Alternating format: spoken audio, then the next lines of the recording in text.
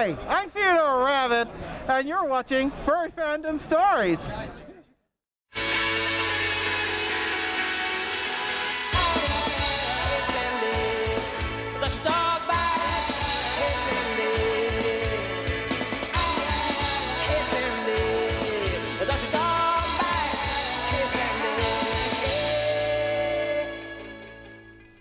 Hello Internet, I'm Frank Baldwin, aka Sandy Brushtail, and welcome to another episode of Furry Fandom Stories.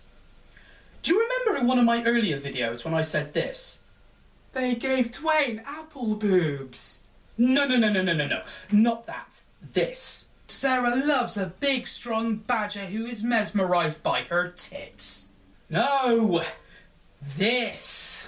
This was the first convention I attended where I've traditionally fursuited. I didn't use any makeup or any prosthesis. For me, that felt like an end of an era.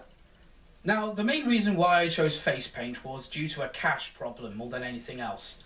Now, I have had more than a few paid jobs since then, and I've been in my current job for just over 3 years now at the time of recording, and I've got a steady cash flow coming in. Then, in April of this year, after 8 months of waiting, I finally got myself a proper fursuit head. Now that I've had a chance to experience both face painting and fursuiting, I was thinking I'd compare the two, see how they stack up against one another. Are there as many pitfalls as there are positives? So for this episode of Furry Fandom Stories, face painting and fursuiting square off. This video is going to be split up into different segments. Each segment I will make a case for both fursuiting and face painting. And whichever I think is the best medium will get a point. At the end of this video, all the points will be tallied up. If face paint wins, I'll still keep doing it from time to time. But if fursuiting wins, I will knock face painting on the head for good. Artistic expression, artistic expression. If there is one thing that the fandom likes to take pride in, it's in the range of people devoted to the arts. Visual artists, musicians, photographers, writers and crafters and fursuit tailors. But when it comes to body art, nobody seems to pay it that much attention. Back in the early days of the fandom, fursuits as we knew them today were very rare, and a lot of early furries decided to express their personas through the use of makeup, body painting and prosthetics. Yeah, I myself have seen some really crappy makeup jobs, but I've also seen some really amazing paint schemes as well. I myself found face painting very enjoyable, and I felt it was one of the few forms of visual art that I could show some talent in. Now, let's compare this to my fursuit head.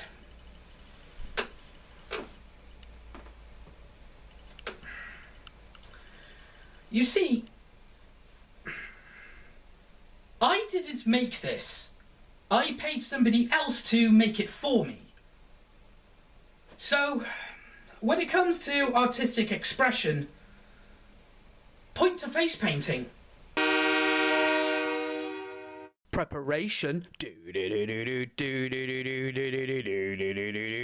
Now, before actually getting in suit or making that first brush stroke of fresh face paint to your skin, you've got to make sure that you're properly ready. Okay, look, I understand that I have a partial fursuit and not a full one, but still, you've got to make sure you're properly prepared. When it comes to makeup, I've got to check how hot a venue's going to be or how humid the weather is before I actually go out and do anything. Pretty much the same with fursuiting, actually. But unlike fursuiting, when you use makeup or prosthetics, you don't really have a surefire way of keeping yourself cool, and if you sweat profusely, all of that time and effort you put into your scheme is going to be pretty much wasted. Grease paint is a way around this, as it doesn't sweat off. However, it is a real bugger to actually clean up, and there is a risk that if you hug a fursuiter, some of the grease paint will rub off onto that suit, and Oh God, you've just ruined a fursuit that's worth over £1,000. Ha! Now, instead of grease paint, I used to use a water-based form of body paint by a company called Tag. And you get more of a kind of like a creamy kind of like finish to it, which seemed alright. But before I even tried to put it to my face, first of all I needed to wash my face and then use a foundation like baby powder, apply that and wait for it to soak up all the like little pockets of moisture and then start painting my face. But with a fursuit head, all I need to do is this.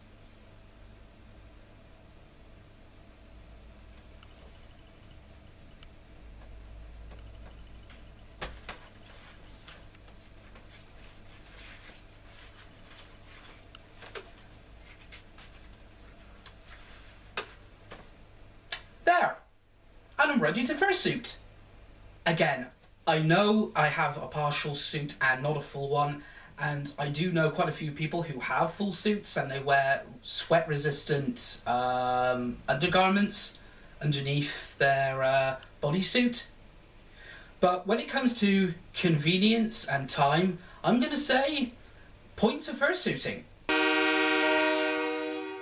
Sweating, sweating, sweating, sweating, sweating, sweating, sweating, sweat. When you get into fursuit, you are going to sweat. And any problems that really arise from sweating are going to come down to what you happen to be wearing underneath the suit and the head. Now, a lot of people wear a sweat-resistant hood or a sweat-resistant balaclava under their fursuit heads. And, well, when I first got my fursuit head, I used to just wear a bandana. And the big problem I had with that was it would just simply soak up the sweat. When I suited for the very first time at Jeff D this year, 2019, if you're watching this in the future, the bandana was not doing a very good job, and it got so soaked through with sweat that some of it actually dripped into my eye, and I had to beg one of the attendees to help me out of the head. But as you just seen, I wear a sweat-resistant headband these days, and it does a much better job than a bandana. On the other hand, sweat is the bane of the makeup artist. Now, the way I used to apply my makeup was apply primer, seal, apply the primary facial colour, seal, apply the secondary facial colour, seal, apply details, seal, apply fine details, and then seal again. Now, I have heard advice that ranges from spray a little bit of antiperspirant along my hairline to spray my entire face in hairspray. Solvent abuse kills instantly, kids. Remember that. But if you're a person of, say, a stout constitution, like myself, and you go into an environment that's over, say, 17 degrees centigrade, you're going to sweat whether you want to or not. And seeing as the Hilton Metropole's air conditioning is crap, I would be so self-conscious when walking parades in the previous confuzzles I've attended.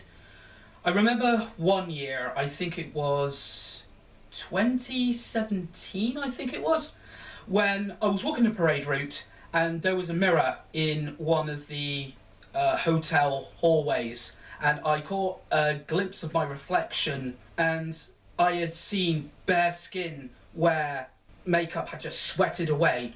And what I did, I grabbed one of the plush toy foxes I kept in the knee pockets of my cargo pants and just held it up in front of my face as I walked the rest of the parade. Please don't take pictures of me. I look such a mess. And after half of your scheme has sweated off, you've got to wash your face and start all over again from scratch. Point of fursuiting. Time to get ready, time to get ready, time to get ready, time to get ready, time to get ready, time to get ready, time to get... For this next part of the video, I'm going to be doing a side-by-side comparison. On one side of the screen will be me getting into fursuit, And on the other side will be me painting my face, getting ready for the photo shoot at Confuzzle 2015. Time codes will appear at the bottom of the screen, and whoever can get ready in the quicker time will get the point.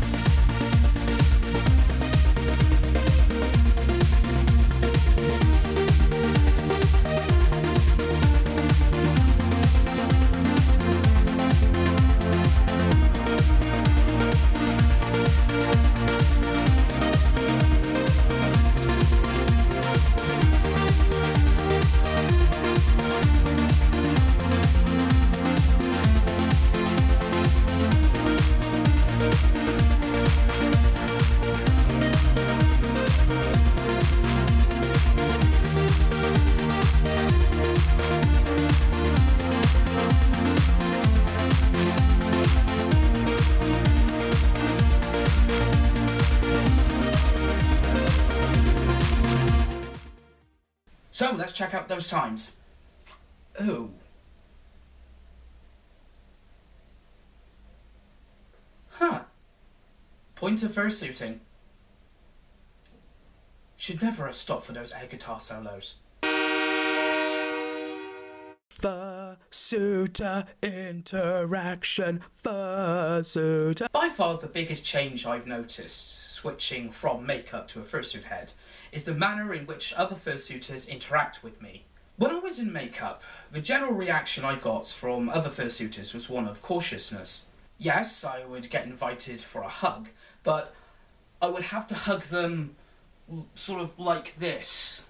Or stand on tiptoe, and crane my neck backwards so that my painted face would not make any contact with the fursuit. And of course I've had the shake of the head, which is fursuiter language for this suit cost a lot of cash, not a sodding chance. There is one story I would like to share with you. When I was in makeup and one fursuiter decided to interact with me. Now this was at Confuzzled, I think it was 2017, I think it was. Yeah. And a fursuiter came up to me. And obviously, he looked at my comm badge. I was like, okay, I'll look at your comm badge as well. Asked for a hug. I was like, yeah, hug like this, tiptoes, crane the neck. Yeah, yes, hello. And then he started scritching me. And I was like, oh, okay, yeah, I'll scritch you back. And then he was like, boop me. And now, this fursuiter had a resin head. I learnt this the hard way. Because when I went, nose boops, sure! I was like, put my head forward like this. And this guy just basically just went, "Ugh," like that. So technically he just basically butted me in the face. And yeah, the nose was resin. So it was like basically somebody just went whack right in the centre of my face. I was like, oh God, oh God, oh God. And what followed was about 5 minutes of unrelenting apologies. Looking back on it, I like to think that when fursuiters said no to me hugging them, it kind of had a double meaning. Sure, there was obviously the, you're not ruining this suit, mate. But also an air of, I don't want to ruin your facial art. A bit of a long shot, I know, but that's what I like to think at the time. So when it comes to fursuiter interaction, fursuiting is definitely the winner. No contest. Vision, do. Oh, vision, do. Face painting wins, hands down. Reactions from the furry fandom, reactions of the furry fandom. If you've seen my Confuzzle 2012 video, then you know what happens at my first con, where I went full face paint instead of a fursuit head. For those of you who haven't seen it, here's a quick summary. Not real fursuit, not real fursuit. This asshole cannot be serious! Hey, have you seen that twat walking around with the American football jersey and the face paint? Nice face paint, mate. What are you supposed to be? A tiger? It's for fursuiters only. You don't have a real fursuit. Another negative reaction I got was at Confuzzle 2018 when I was at karaoke, and I remember I was sitting down having my drink, and there was this guy who was sat just across from me, and oh God, he was giving me this really filthy look. It wasn't just at cons where I was getting odd comments and odd looks.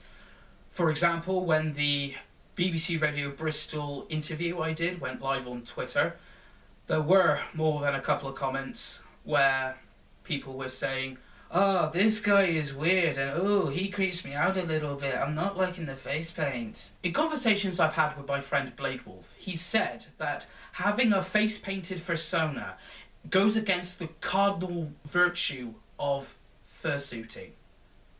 You're ruining the magic. Not only had I gotten away with it, but a lot of people could not see me wearing a fursuit head. When I told people that I had actually gotten myself a fursuit head, yeah, I did get a lot of praise from quite a lot of people, but there was also a small group of people who were genuinely bummed out about it.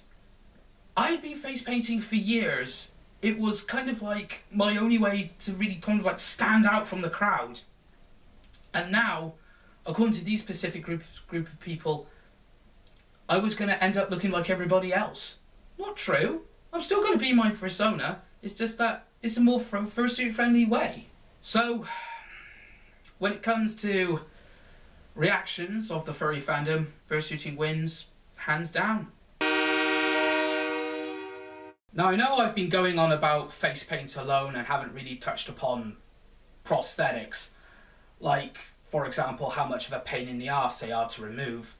You've got to use an ethanol-based thinner to remove spirit gum, and even after you actually fully remove the prosthetic from your face, you still need to wipe your face down more than a few times to get rid of it all. So, the final scores are face paint 2, fursuit 5. Well, I guess that settles it then.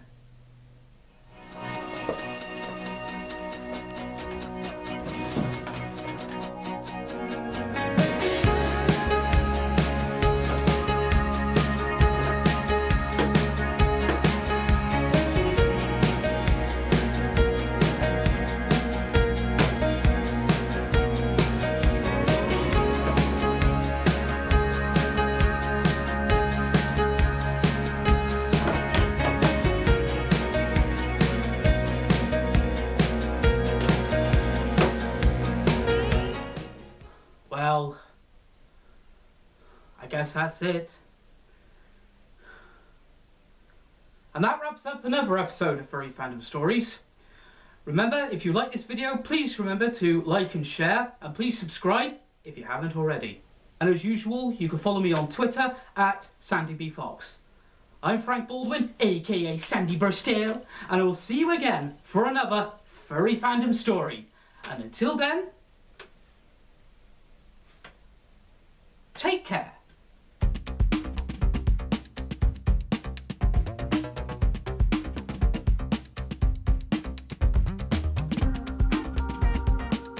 I'm quitting smoking. One of the side effects of quitting smoking is bleeding gums and sensitive teeth.